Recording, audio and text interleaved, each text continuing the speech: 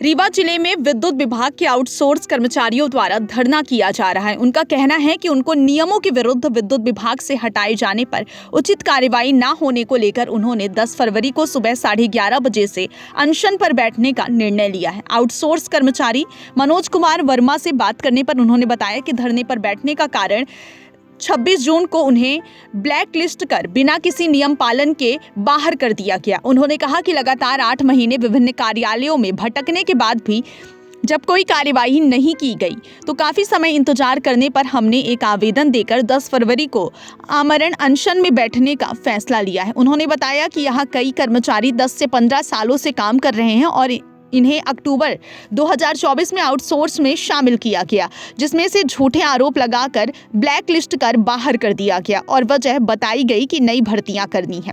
कर्मचारी मनोज कुमार वर्मा का कहना है कि हमें मीटर रीडिंग सही ढंग से नहीं देने के झूठे आरोप में बाहर कर दिया गया है और पैसे लेकर लोगों की भर्ती की गई है। उन्होंने कहा कि जब तक हमारी नौकरियां बहाल नहीं की जाएंगी तब तक हम अपना अनशन नहीं छोड़ेंगे। मेरा नाम मनोज कुमार वर्मा है। कब से आप बैठने को बैठे हैं? क्या कल 10 फरवरी 2025 को सुबह 11:30 में हम लोग धरने पे बैठे हैं। धरने पे बैठने का कारण सिर्फ ये है कि हम लोग 26 जून को हम लोगों को ब्लैक लिस्ट करके बाहर कर दिया गया था। वो भी श्रम कानून का पालन न करके गलत तरीके से हमें बाहर कर दिया गया। हम लोग लगातार 8 महीने जबलपुर में और यहाँ सी ऑफिस एस ऑफिस में लगातार भटकते रहे, आवेदन देते रहे। हमारी किसी भी तरीके से कोई भी सुनवाई नहीं हुई। हम लोग विनती करते रहे और इतने दिन तक भटकने के बाद भी 16 दिसंबर को हम लोगों ने आवेदन दिया था कि हम लोग 30 दिसंबर को आमरण अनशन में बैठेंगे क्योंकि हमारी मांग नहीं पूरी हो रही है। सी साहब ने आश्वासन एक दिया था कि आप लोग धरने न बैठिए, हम लोग को थोड़ा सा समय दे दीजिए, हम आपको बहाल कर देंगे। समय बीत गया, उसके बावजूद भी जो है तो हमें बहाल नहीं किया गया। इसके बाद जो है तो हम लोग दोबारा एक आवेदन दिए जिसमें से हमने कहा कि हम 10 तारीख को फिर से अनशन पे बैठने वाले हैं। जिसमें से जैसे ही हम लोग ने आवेदन दिया 10 तारीख को बैठने के लिए तैयारी बनाया, जानकारी आई तो सी साहब ने बोला कि हमारी तबीयत ख़राब ही, वो लगातार छुट्टी पे चले गए। कब की ज्वाइनिंग है आप लोगों पर? कितने लोग हैं जो धरने में बैठे और कितने लोगों को निकाला गया है? ज्वाइनिंग तो इसमें ऐसा है सर कि कुछ लड़के जो है तो कभी कोई लड़के 10 साल से कर रहे हैं, कुछ 15 साल से कर रहे हैं, कोई 4 साल से कर रहे हैं। और आउटसोर्स कर्मचारी जो हैं तो आउटसोर्स में हम लोगों को सम्मिलित किया गया है अक्टूबर 2024 में। उसके पहले जो है तो कई सारी कंपनियों के टेंडर में थे जो लड़के कभी 1500 रुपये या कभी 2000 रुपये की सैलरी में नौकरी करते थे। आउटसोर्स में सम्मिलित होने के बाद बड़ा मुश्किल से 9000 रुपये सैलरी मिलना चालू हुई। उसके बाद जो है तो गलत आरोप लगा के हम लोगों को बाहर कर दिया गया और सरासर इस तरीके से गलत किया गया है कि षड्यंत्र रच कर की नई भर्ती करने के लिए कि हम लोग बाहर हों और ब्लैक लिस्ट करके बाहर हुए हैं। इसके बाद जगह खाली की हो तो उसके बाद नई भर्ती करें, जिसमें बहुत सारे लड़कों ने बताया कि बहुत गलत तरीके से लेन देन हुआ है, मोटी रकम लेके लेन देन करके भर्ती की गई है, जो कि सरासर अन्याय है।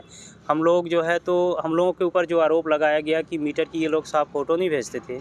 हम लोगों ने बताया भी कि ग्रामीण क्षेत्रों में कहीं मीटर लगे नहीं हैं, फ़ोटो साफ कैसे भेज पाएँ और इसकी सही तरीके से जांच करवा लें, जिसमें ये जितने भी लेटर हैं इसमें समस्त पूरे रीवा जिला के जेई के लेटर हैं, जिसमें उन्होंने अनुशंसा करके लिखा भी है कि ग्रामीण क्षेत्रों में मीटर नहीं लगे हैं और मीटर न लगे होने की वजह से जिन मीटर रीडरों को निकाला गया है उनका कोई भी दोष नहीं है। इनके साथ न्याय नहीं हुआ है, इन्हें पुनः बहाल करके उसी कार्य में रखा जाए। जबकि इस लेटर को जो है तो जबलपुर शक्ति भवन ऑफिस में नहीं भेजा गया है। हमारी मांग सिर्फ यही चल रही है कि हमें पुनः बहाल करके उसी कार्य में वापस रखा जाए। कितने लोग हैं जिनको निकाला गया है? 56 लड़के हैं सर। सभी की? हाँ, सभी की। विभागीय कोई अधिकारी से या किसी से आपकी बातचीत हुई इस बात को लेकर? हाँ, एचआर साहब से मेरी कल भी मुलाकात हुई थी। उन्होंने कहा था कि सी साहब से देखिए हम बात करेंगे और आज अभी सुबह भी हमको 11 बजे एचआर साहब बुलाए थे। उन्होंने कहा कि सी साहब कह रहे हैं कि आप लोग अनशन न करिए, थोड़ा सा समय दीजिए, हम कोशिश कर रहे हैं। हमने कहा ऐसे में नहीं सर, पिछली बार भी सी साहब ने ऐसा बोला था। उन्होंने कहा कि प्रभार में इस समय प्रभा मैडम है तो उनसे आप चर्चा कर लीजिए। प्रभा मैडम के पास हम गए, उनसे पूरी बात बताए। पूरी बात बताने के बाद भी प्रभा मैडम से हम बताया कि ये जेई साहब के जो लेटर हैं इनको जबलपुर नहीं भेजा गया है। तो उन्होंने कहा कि आप ऐसा करिए, 15 दिन का समय हमें दे दीजिए और एक फ़ाइल बना के ये लेटर हमें दे दीजिए तो हम कार्यवाही करवाते हैं। हमने कहा मैम हम लेटर तो दे देंगे। उन्होंने कहा कि आप अनशन ख़त्म कर दीजिएगा इसके बाद 15 दिन का समय देके। हमने कहा मैम आप लिखित में दे दीजिए, हम लोग अनशन ख़त्म कर देंगे। और लिखित में दे नहीं रहे हैं, सिर्फ आश्वासन दे रहे हैं। पिछली बार भी हड़ताल में बैठने वाले थे, उसी आश्वासन के तहत जो है तो 1.5 महीने बीत गए। हम लोग का सभी लड़कों का भविष्य लगातार बर्बाद हो रहा है। आज 8 महीने से हम लोग बेरोजगार बैठे हुए हैं। ये अनशन आप क्या करेंगे, कब तक चलेगा? अनशन हमारा तब तक चलेगा जब तक हमारी मांग नहीं पूरी होगी। हम जितने भी लड़के हैं उसमें से कुछ लड़के तो इस तरीके से हैं जो दूसरे की आईडी लगा के ड्यूटी भी करने लगे हैं, तो उनके लिए तो हम कुछ नहीं कह सकते हैं। लेकिन जो लड़के सही हैं और जो लड़के अपनी लड़ाई के लिए लड़ रहे हैं, अपने भविष्य के लिए लड़ रहे हैं, उन लड़कों को बहाल करके पुनः उसी कार्य में वापस रखा जाए और जल्द से जल्द।